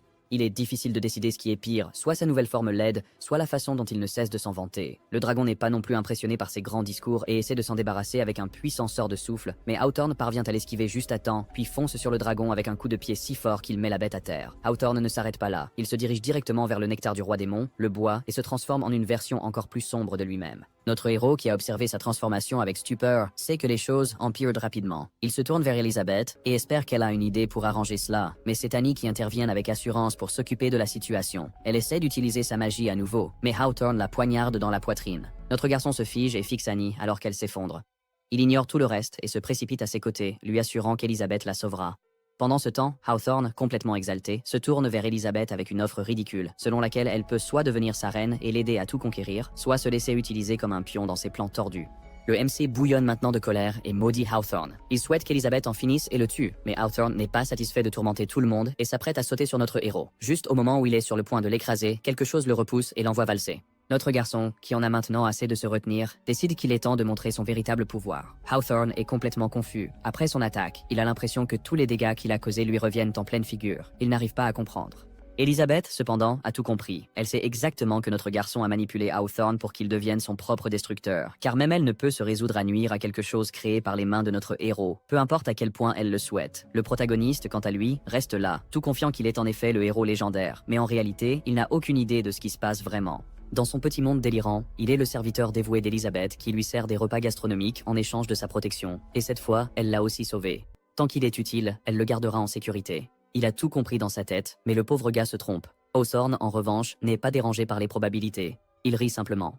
Moins de la moitié de sa puissance est utilisée, et il est déjà en train de gagner dans son esprit. Il se précipite vers Elizabeth et est furieux qu'elle l'ait rejeté. Mais ensuite, il est frappé par quelque chose et envoyé valser. Pas la victoire glorieuse qu'il imaginait. Sale homme bête. Il ne comprend pas ce qui se passe quand soudain, il y a un dragon, et pas n'importe quel dragon, mais la reine dragon dorée, rien de moins, avec un rang de roi démon une étoile. Le dragon tourne sa queue vers Elizabeth comme s'il demandait une petite tape dans le dos. Bien qu'il soit à l'article de la mort, Hawthorne refuse d'admettre qu'il est vaincu, mais le dragon en a assez de sa stupidité. D'un coup de griffe, il le poignarde.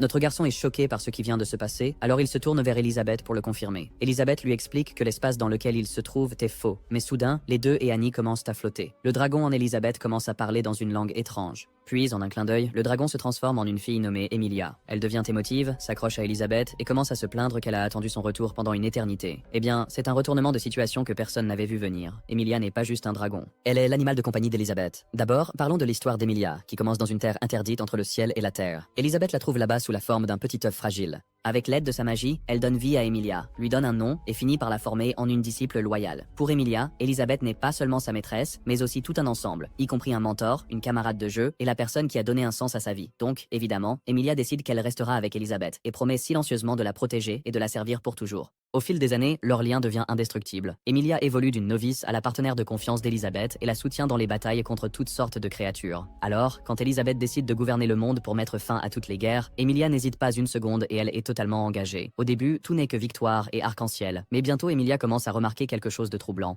Le sourire d'Elizabeth, autrefois éclatant, commence à s'estomper comme un mur mal peint nécessitant une retouche. Elizabeth devient plus forte. Et Emilia, eh bien, elle a l'impression de voir ses propres pouvoirs s'évanouir devant son maître. Les choses atteignent un point de rupture lorsque tout le drame autour de l'épée sacrée commence. Emilia est en train de faire sa patrouille habituelle, suivant les ordres de son maître comme une servante loyale, tandis que tout s'effondre chez elle alors qu'Elizabeth part à la recherche du héros légendaire. 10 ans passent et les chanceliers d'Elizabeth perdent la tête. La rébellion est en hausse, la criminalité augmente et les choses vont de mal en pis. Heimerdinger suggère qu'ils se séparent et aillent stabiliser leurs régions respectives. Twilia, quant à elle, se tourne vers Jim Jim, qui est celui qui connaît le mieux Elizabeth, pour obtenir une sorte de réassurance. Jim Jim est sûr d'une chose, c'est qu'il n'y a aucune chance qu'Elizabeth perde face à un héros légendaire. Mais Emilia se moque de tout cela. Elle est trop occupée à siroter du vin et à se remémorer le bon vieux temps où elle était la préférée d'Elizabeth. Alors elle retourne à l'endroit où Elizabeth l'avait trouvée toutes ces années auparavant, dans l'espoir que peut-être, juste peut-être, sa maîtresse y reviendra un jour. Les saisons se transforment en années, et maintenant Elizabeth revient enfin et les choses vont redevenir normales, du moins dans l'esprit d'Emilia. Elizabeth, cependant, ne voulait pas qu'Emilia s'accroche au passé, mais elle voulait qu'elle médite et devienne plus forte comme une puissante reine démon. Mais Emilia comprend tout de travers. Elle supplie Elizabeth de ne pas l'abandonner, convaincue que la raison de la disparition d'Elizabeth toutes ces années était pour elle. Et puis, il y a notre héros, qui ramène l'attention d'Elizabeth sur le sauvetage d'Annie au lieu de s'attarder sur le passé. Juste à temps, Annie se réveille, mais Emilia est maintenant furieuse. Elisabeth ne la regarde même pas, mais elle est occupée à se concentrer sur ce type. Et juste au moment où Emilia pense que les choses ne pourraient pas empirer, elle découvre que ce type au hasard est le héros légendaire, celui responsable d'avoir emmené Elisabeth toutes ces années auparavant. C'est fini pour elle, et elle décide qu'elle doit régler les choses avec lui une fois pour toutes. Le protagoniste, qui est totalement ignorant, se présente joyeusement. Emilia, cependant, transforme sa main en griffe de dragon et se précipite vers lui pour lui donner une leçon. Mais au lieu de l'atteindre, son attaque rebondit. Notre héros, qui est toujours inconscient de ses intentions, tend la main pour une poignée de main car dans ses yeux purs, elle est juste une amie d'Elisabeth. Elisabeth, cependant, le corrige. Elle est son moyen de transport, ce qui déclenche l'imagination débordante de notre garçon, et il imagine la forme humaine d'Emilia portant Elisabeth sur ses épaules. Elisabeth utilise la magie et, en un rien de temps, elles sont de retour à la maison. Emilia est complètement émerveillée de voir à nouveau le pouvoir de sa maîtresse. Le protagoniste, quant à lui, est également impressionné par la facilité avec laquelle il est de retour dans son village paisible. Dans son esprit, une chose est évidente, c'est qu'en restant avec Elisabeth, tous ses problèmes de vie disparaîtront. Quant à Annie, elle est évanouie à cause de la téléportation. Elisabeth veut que notre garçon emmène Annie à l'intérieur pour qu'elle se repose pendant qu'elle s'occupe d'Emilia, qui attend là comme une élève impatiente prête à recevoir des instructions. Elisabeth a maintenant des problèmes plus importants, comme comprendre la guilde noire dans le royaume des démons. Emilia explique qu'elle a été créée par quelqu'un nommé Malfoy, un nom qui semble vaguement familier à Elisabeth. Quant à savoir pourquoi cela lui importe, c'est parce que cette guilde a tué beaucoup de gens en prétendant que c'est pour la ramener à la vie et Elisabeth trouve cela absolument agaçant. Elle donne alors à Emilia l'ordre d'éliminer la guilde noire tout en gardant son nom et son emplacement secret et, en récompense, elle gagnera enfin sa liberté. En entendant cela, Emilia s'illumine, bien que son excitation soit surtout due au fait de pouvoir se blottir dans le lit d'Elisabeth chaque nuit comme un chaton gâté. Avec sa mission claire, Emilia s'élance dans le ciel, mais son grand décollage ne se passe pas comme prévu. De nulle part, quelque chose la frappe violemment. Elle se retourne pour voir son attaquant et découvre Wong Chai, qui a apparemment décidé qu'elle est sa cible d'entraînement pour la journée. Un autre missile vole vers elle, mais elle le bloque avec ses ailes de dragon. Elle commence à se sentir confiante, jusqu'à ce qu'une vague entière de missiles s'abatte sur elle. Lorsque la fumée se dissipe, Emilia ressemble moins à un puissant dragon et plus à un poulet brûlé. Mais Wong Chai n'en a pas encore fini. Il remarque qu'elle est encore en vie, à peine mais vivante, et commence alors à se préparer pour un autre round. Mais avant qu'il ne puisse agir, Elisabeth lui lance un regard de mort. Wong Chai ne veut évidemment pas s'attirer les foudres de la reine démon, alors il ajoute rapidement Emilia à la liste des personnes à ne pas attaquer, faisant semblant de ne pas l'avoir juste rôtie. Pendant ce temps, la pauvre Emilia plane là, battue, humiliée et au bord des larmes, se demandant ce qu'elle a fait pour mériter ce cauchemar. Notre garçon prépare du jus d'orange frais pour Annie. Annie, qui tremble encore, prend le verre et commence à boire. Au fur et à mesure que le jus descend, elle ressent sa puissance, comme si la pulpe et la magie l'aidaient à se détendre et à l'énergiser. Mais ensuite, sa vision se brouille et l'image fantomatique de la nonne apparaît, qui débite des absurdités sur l'acceptation de son vrai moi. Annie, étant l'épave émotionnelle qu'elle est en ce moment, éclate en sanglots. Pendant ce temps, le MC s'effondre sur le canapé comme un héros revenant de bataille. Enfin, dans sa tête en tout cas.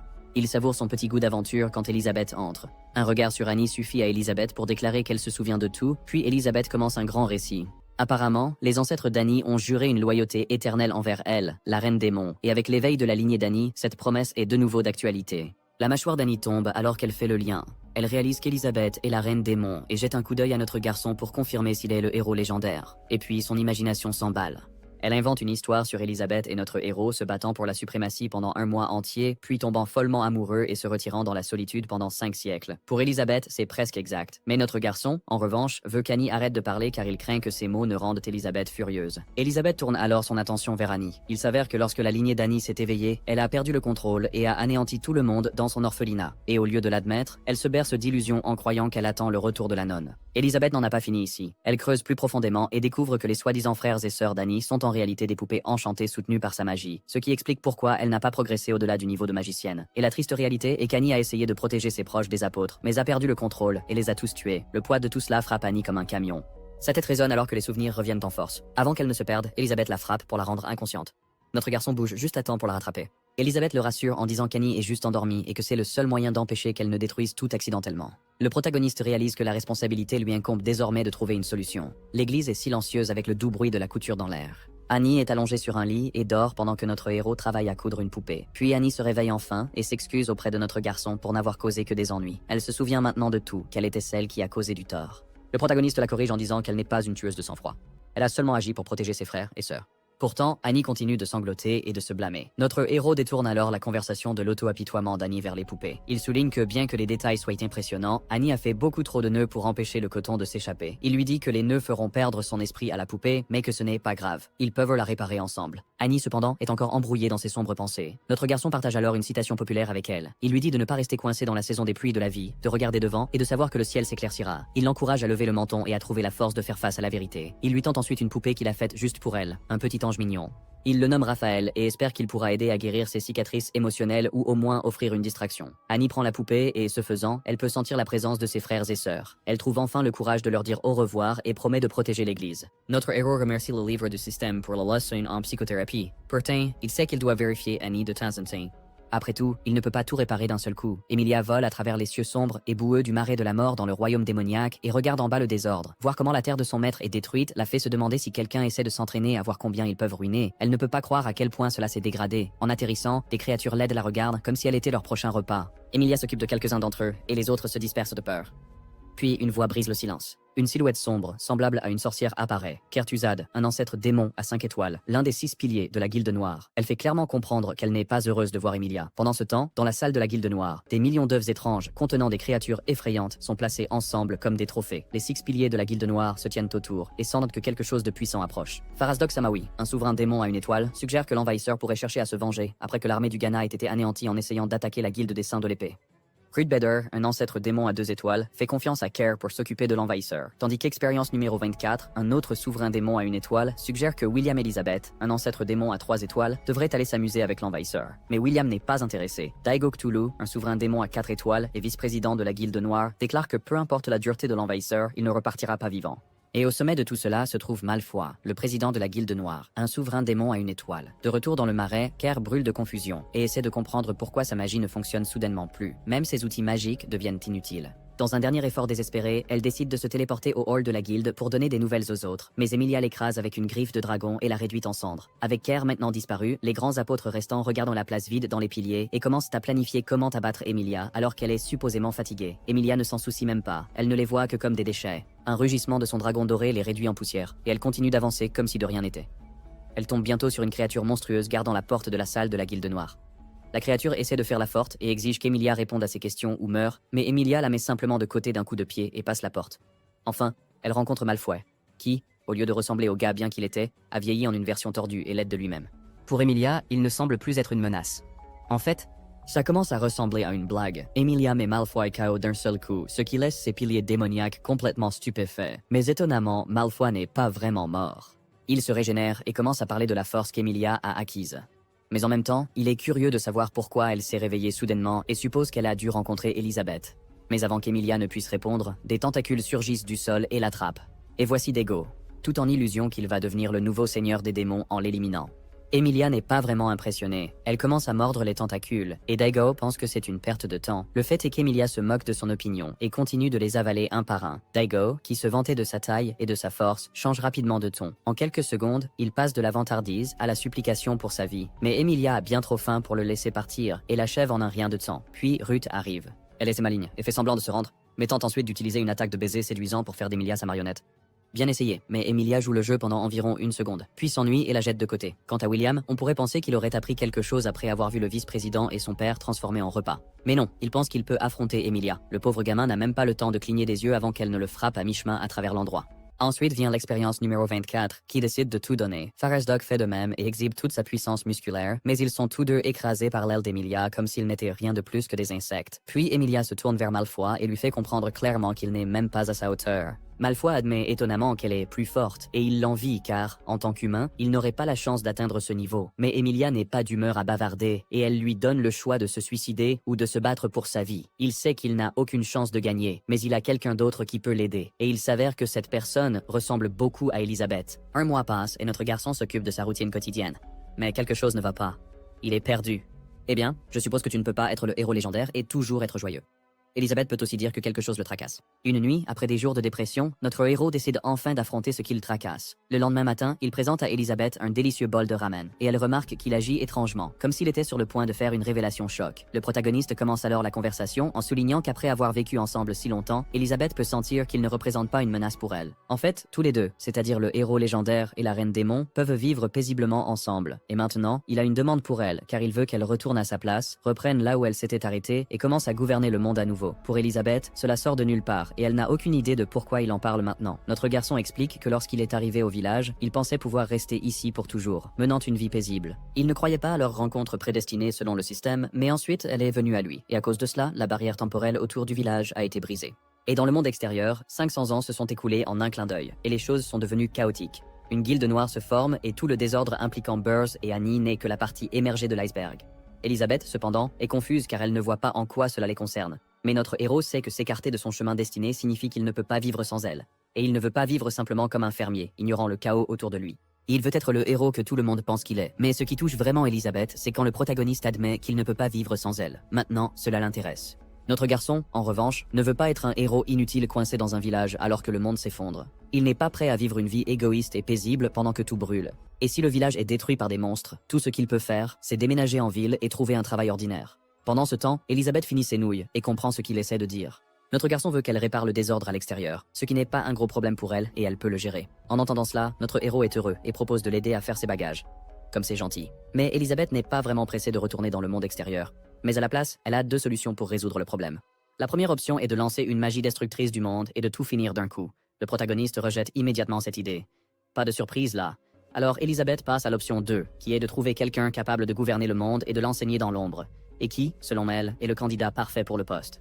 Personne d'autre que notre garçon lui-même. Le protagoniste serre fermement l'épée sacrée et essaie de comprendre comment il s'est retrouvé dans cette situation. Il y a Elisabeth assise à quelques mètres, qui prend plaisir à regarder notre garçon, le puissant héros, se faire entraîner dans l'entraînement à l'escrime après l'avoir constamment agacé avec ses tours. Bien qu'elle reconnaisse que la puissance brute de notre héros dépasse de loin la sienne, elle est extrêmement fière de sa force mentale et de son expérience, quelque chose qu'elle est convaincue qu'il n'égalera jamais tout à fait. Il y a seulement quelques heures, elle était prête à partir comme il le souhaitait, jusqu'à ce qu'il avoue qu'il ne peut pas vivre sans elle. À ses yeux, il est clair que gouverner ou détruire le monde ne sont que des affaires triviales pour lui. Alors, il a décidé de simplement s'asseoir et de regarder les choses se dérouler pendant qu'Emilia s'occupe de la guilde noire. Bien sûr, elle ne peut s'empêcher de penser que toutes ces actions étranges des derniers jours, puis ces balivernes de ce matin, ne sont que des excuses pour attirer son attention. Après avoir passé un an ensemble, il est évident pour elle qu'il est tombé amoureux d'elle, qu'il l'admette ou non. Notre héros, cependant, est un homme de pensée profonde. Il se demande si maîtriser l'art de l'épée est vraiment aussi simple que de manier une épée 1000 fois par jour. Pour lui, cela semble un peu trop facile. Pendant ce temps, Elisabeth le regarde avec un amusement à peine contenu. Elle n'est peut-être pas aussi forte que lui, mais elle savoure chaque instant où elle le voit lutter. Elle est convaincue qu'elle est la seule à pouvoir contrôler ses intérêts débridés. L'amour n'est pas vraiment son truc, mais avec le MC, eh bien, elle pourrait faire une exception. Entre son contrôle sur la création et la production, et sa propre expertise en escrime et en magie, elle ne peut s'empêcher de rêvasser à propos de leur futur enfant. Assurément, l'enfant serait le plus fort de tous, mais, bien sûr, son père doit d'abord se ressaisir. Notre héros, le pauvre, n'a absolument aucune idée de ce qui se passe dans la tête d'Elisabeth. Alors qu'il s'efforce de comprendre ses véritables intentions, les choses prennent une tournure inattendue. Une petite explosion se produit et tout à coup, l'épée sacrée disparaît de ses mains, laissant à sa place ce qui ressemble à un garçon. Le MC le fixe, complètement confus, se demandant s'il s'agit d'une sorte de blague. Le garçon lui crie qu'il n'est pas un enfant. Elisabeth remarque également le chaos et reconnaît le garçon comme Alpha, l'esprit de l'épée sacrée. Alpha ne semble pas très heureux de la voir et se précipite alors vers elle avec une intention claire de tuer. Malheureusement pour lui, Elisabeth l'envoie valser d'un coup de pied. Le pauvre garçon atterrit avec une bosse sur la tête et on dirait qu'il vient de sortir d'un sérieux match de boxe. Il s'assoit ensuite pour discuter. Notre héros s'excuse auprès d'Alpha de ne pas avoir réalisé que l'épée avait un esprit à l'intérieur. Alpha laisse passer en raison du fait que son apparition est censée se produire au moment critique où le héros combat la reine démon, et non pour une année à couper du bois. Il attrape alors notre garçon par le col et exige une explication pour un tel mauvais usage de son pouvoir. Le MC essaie de le calmer, mais Alpha n'en a rien à faire. Pour lui, il semble que notre héros ait oublié sa véritable vocation en tant que héros légendaire et soit maintenant trop occupé à se lier d'amitié avec le supposé méchant de l'histoire. Elisabeth se demande si Alpha veut la tuer. La colère d'Alpha disparaît immédiatement et il admet que ce ne sont que les paramètres du système. Bien que dans les circonstances actuelles, il suppose qu'elle est sa sauveuse. Elisabeth suggère alors qu'Alpha devrait aider notre garçon à gouverner le monde. Alpha est confus et le MC essaie d'expliquer qu'il a été inactif trop longtemps et a décidé de prendre ses responsabilités en tant que héros. Et son plan est de s'entraîner d'abord, puis de sauver le monde. Alpha souligne que notre garçon a déjà accumulé suffisamment d'expérience pour combattre un ennemi de niveau roi démon, rien qu'en le balançant pour s'entraîner. Le MC poursuit en disant qu'il n'a pas de talent naturel, mais qu'avec Alpha et Elisabeth à ses côtés, il est confiant de pouvoir accomplir n'importe quoi. Avant qu'Alpha ne puisse en dire plus, Elisabeth fait taire le garçon avec de la magie. Elle veut que notre héros attende pendant qu'elle s'occupe des choses. Elle attrape Alpha qui est maintenant en pleine panique et fait signe à notre garçon pour obtenir de l'aide, mais Elisabeth l'entraîne. Après une brève leçon, Alpha revient avec le visage gonflé comme un ballon et il accepte d'aider le héros. Avec tout réglé, du moins pour l'instant, Elisabeth ordonne à notre héros de commencer son voyage et de se concentrer uniquement sur l'art de l'épée. Le trio atterrit à Tatano Town, qui est animé de monde, surtout autour de la zone de la guilde des saints de l'épée. Elisabeth a utilisé ses instincts magiques et a traîné notre héros et Alpha ici, tout en affirmant que quelque chose de grand est sur le point de se produire. Alpha, cependant, pense que c'est une perte de temps et se plaint jusqu'à ce qu'Elisabeth menace de le couper en deux s'il ne s'arrête pas.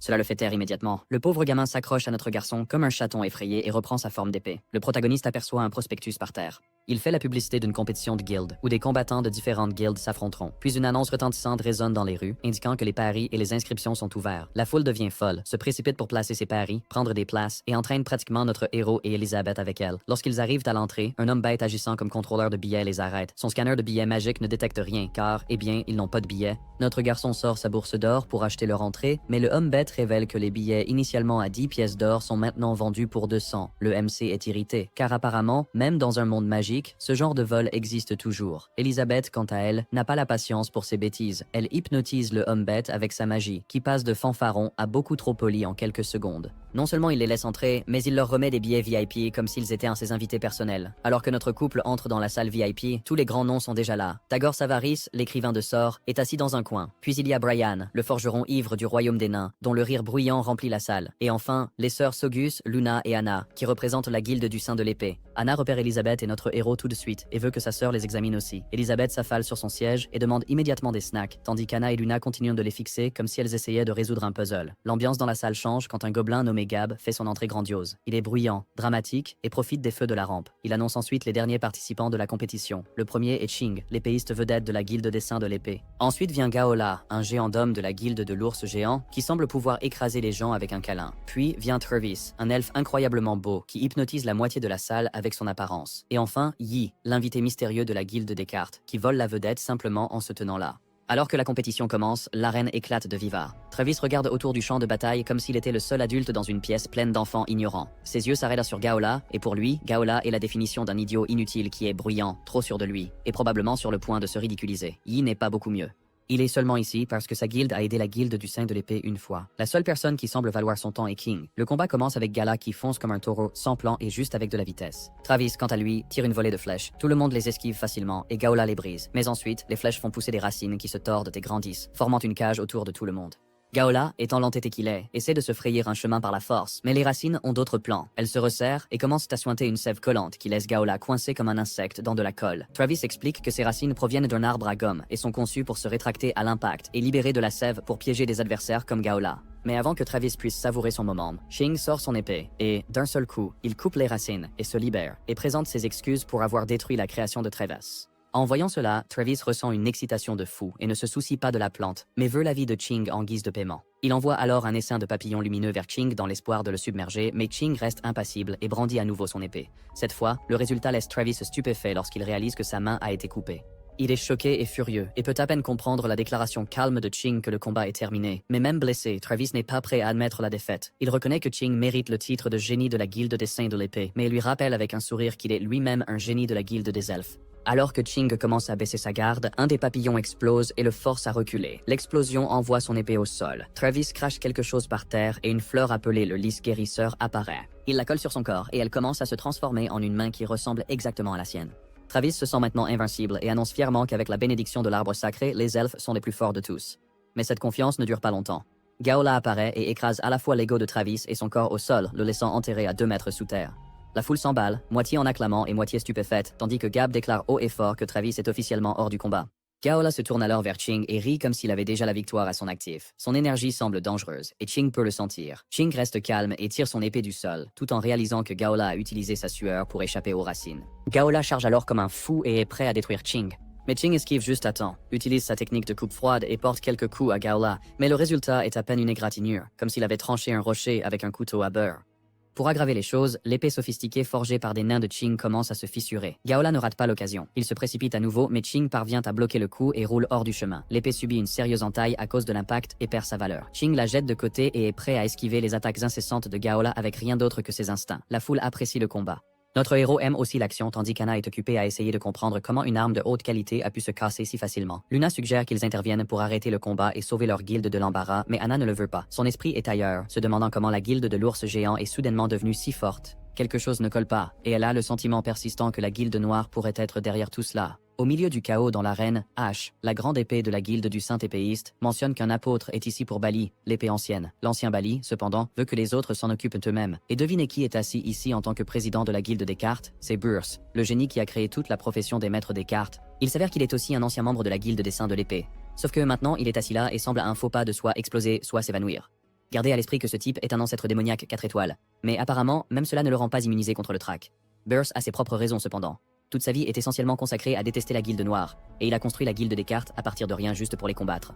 Au fil des ans, il a tué plus d'apôtres que quiconque ne se soucie de compter. Mais aujourd'hui, la colère n'est pas le problème, c'est la peur pure, car assis dans les sièges VIP se trouvent Elizabeth et notre garçon. Naturellement, Burse suppose qu'il complote pour le tuer parce qu'il n'a pas répondu à leurs attentes démesurées. Il ne s'inquiète pas seulement de la performance de la guilde, mais il stresse aussi à propos du jeu de cartes et du thé d'orge que le MC lui a remis pour bien les utiliser. Pendant ce temps, sur le champ de bataille, le combat entre Gaola et Qing devient sauvage. Gaola compte sur sa force et sa magie de la terre. Il frappe le sol et le transforme en une sorte de feuille, et piège Qing à l'intérieur d'un énorme rocher. Pendant un instant, il semble avoir l'avantage. Il frappe sur le rocher pour se moquer de Qing, mais remarque une coupure qui se forme et recule, seulement pour découvrir que sa main a été coupée. Qing brise ensuite le rocher en utilisant sa technique d'état désintéressé. Gaola veut tuer Qing, mais le géant finit par se faire couper les pieds. Qing lui offre une dernière chance, mais Gaola refuse obstinément d'abandonner. Il pense alors à utiliser son dernier recours, qui est une drogue interdite que son professeur lui a dit de ne pas toucher à moins que les choses ne deviennent vraiment mauvaises. Cela le rendrait super puissant, mais seulement pour un court moment, et cela s'accompagne de sérieux effets secondaires. Qing, quant à lui, reste là avec sa magie dirigée vers Gaola, comme s'il attendait qu'il fasse un mouvement. Gaola, ne voyant pas beaucoup d'options, avale la pilule. Il a de grands rêves, qui sont de devenir un roi démon et de tuer Qing. Malheureusement pour lui, Qing a d'autres plans. Avant que la drogue ne fasse effet, la lame de Qing met fin au combat et la tête de Gaola roule à travers l'arène.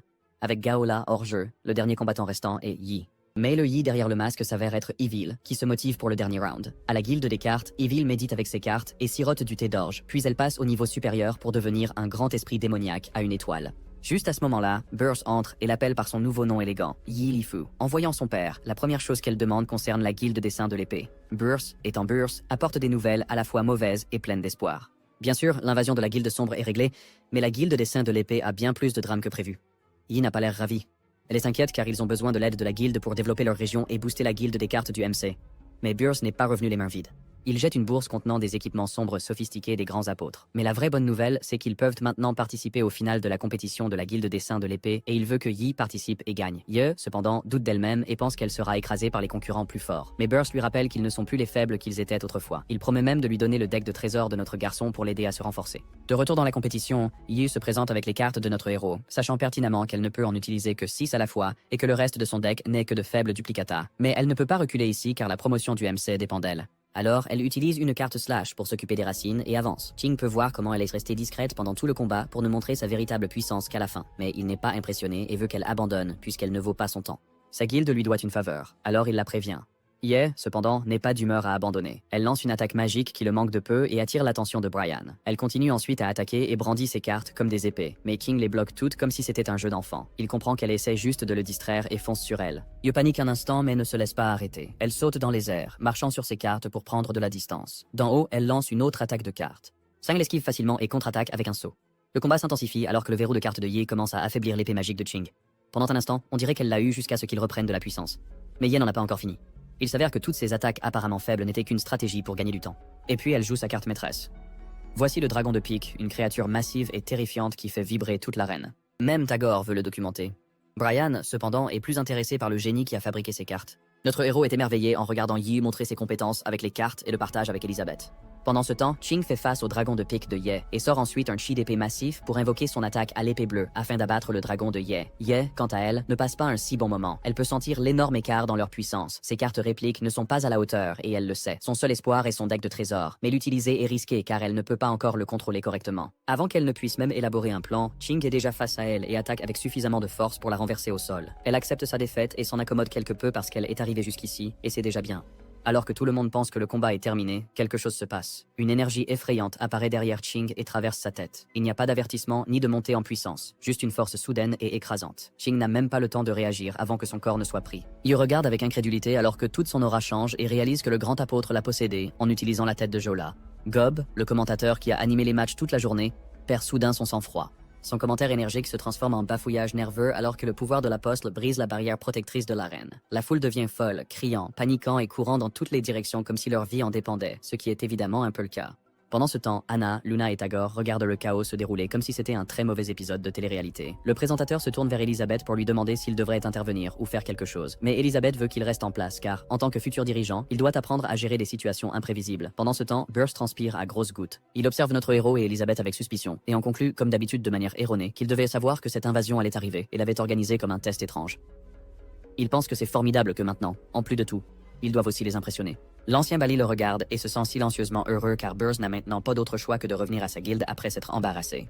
De retour sur le champ de bataille, le grand apôtre s'amuse en contrôlant le corps de Ching et en exhibant son pouvoir sombre.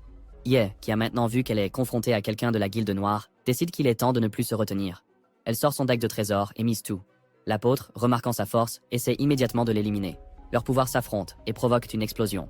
Quand la poussière retombe, Ye se tient debout alors qu'une illusion de chevalier avec un bouclier sacré lumineux apparaît derrière elle et la protège. Le champ de bataille est un chaos total, mais le protagoniste ne peut s'empêcher de ressentir que tout cela lui semble étrangement familier. Même Brian admet que ces nouvelles cartes que Ye utilise ont un pouvoir irréel. Tagore ne peut s'empêcher de remarquer à quel point les guerriers fantômes que Ye invoque ressemblent aux légendaires Trey-Sans guerriers des histoires anciennes. L'ancien Bali, quant à lui, se demande si c'est la même stratégie que Burrs a utilisée contre les 6 démons piliers. Burrs répond qu'il avait utilisé 9 cartes à l'époque, tandis que Ye n'en utilise que 5.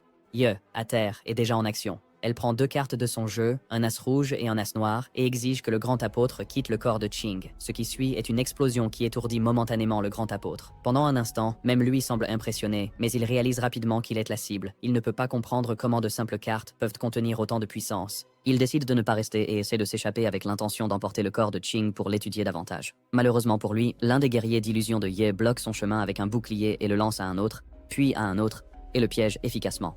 Le grand apôtre est complètement déconcerté par l'absurdité de la situation. Il n'est pas prêt à mourir si peu de temps après être né, alors il libère désespérément son mouvement le plus puissant, un sort d'épée féroce. Mais avant qu'il ne puisse faire quoi que ce soit, les guerriers d'illusion le piègent à l'intérieur d'une boîte lumineuse. Il ordonne aux guerriers de resserrer l'étau. Les boucliers se déplacent et referment lentement la boîte de plus en plus. Le grand apôtre panique et implore la pitié, mais ses supplications tombent dans l'oreille d'un sourd. Quelques instants plus tard, les boucliers se compressent complètement et son corps éclate à l'intérieur de la boîte. King tombe au sol, enfin libre, bien que son visage enflé le fasse ressembler à un poisson globe. Le masque de Ye glisse et elle réalise qu'elle a été un peu négligente. Alors que le combat se termine, Burrs se détend enfin et se convainc qu'Elizabeth et notre héros seront satisfaits de la tournure des événements. Notre garçon, cependant, n'est pas seulement satisfait, il est ravi.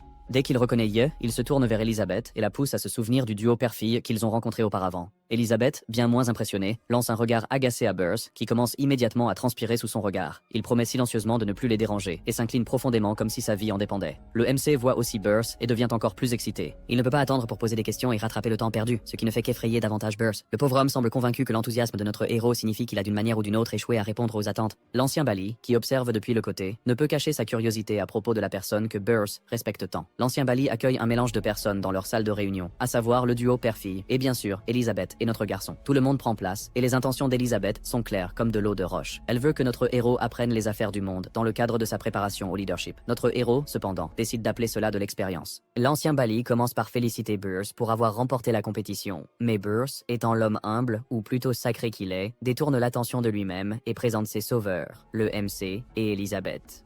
Bien que, avec le regard noir qu'Elizabeth lui lance, il n'ose pas souffler un mot sur qui elle est vraiment. Notre garçon ne peut s'empêcher de se sentir mal pour Burrs, qui doit jongler avec tous ses secrets comme si sa vie en dépendait. Même sortir avec Elizabeth donne l'impression d'entraîner des ennuis pour le MC. Il suggère alors à Elizabeth de se faire passer pour une débutante pour éviter d'attirer l'attention. Elizabeth n'est pas intéressée et veut qu'il fasse ce qu'il veut. Il prend donc son indifférence comme un feu vert et invente l'une de ses histoires ridicules habituelles. Cette fois, il prétend être un ministre d'une nation lointaine et qu'Elizabeth est la princesse. Ash, qui connaît la région, se demande comment il a pu ne pas entendre parler de la princesse Elizabeth. Mais Burrs, comme le fidèle acolyte qu'il est, soutient les absurdités de notre héros sans hésitation, et lui attribue même le mérite d'avoir enseigné des tours de cartes. Ne voulant pas laisser Burrs en plan, le maître de cérémonie lui rend l'appareil en louant ses compétences en cartes et demande même des conseils pour le combat à l'épée. Cela choque Luna, qui ne comprend pas comment quelqu'un d'aussi doué avec les cartes a besoin d'aide avec les épées. Ching, cependant, veut qu'elle se taise pour ne pas les embarrasser devant les adultes. Yi se tourne vers notre garçon et lui demande son avis honnête sur ses compétences. Notre héros devient perplexe. Puis Burrs demande aussi des retours. Pauvre MC n'a rien d'utile à dire et admet qu'il ne s'attendait pas à ce qu'il soit si créatif avec ses cartes. Burrs partage ensuite qu'ils ont copié ses cartes et même commencé une guilde sans le lui dire. Il semble un peu déprimé car elle a l'impression de ne pas être assez forte, mais notre garçon la réconforte en disant qu'ouvrir la guilde à plus de gens est en fait une bonne chose. D'une manière ou d'une autre, le duo père-fille le comprend complètement de travers et pense qu'il veut dire que des gens ordinaires comme eux peuvent facilement enseigner les tours de cartes et aider la guilde à grandir. Notre héros pleure silencieusement en les enviant d'avoir des pouvoirs magiques. Pendant ce temps, Tagore, avec son objectif démoniaque sophistiqué, scanne tout le monde pour détecter l'énergie magique. Il voit qu'Elizabeth rayonne de puissance, tandis que le MC en a à peine. Quand Elizabeth remarque que Tagore la fixe, il panique, et son regard est si intense qu'il remet en question toutes les décisions qu'il a jamais prises. Elizabeth exprime son désir de tuer quelqu'un, mais heureusement, notre garçon sauve la situation en offrant à Elizabeth son pudding préféré, ce qui la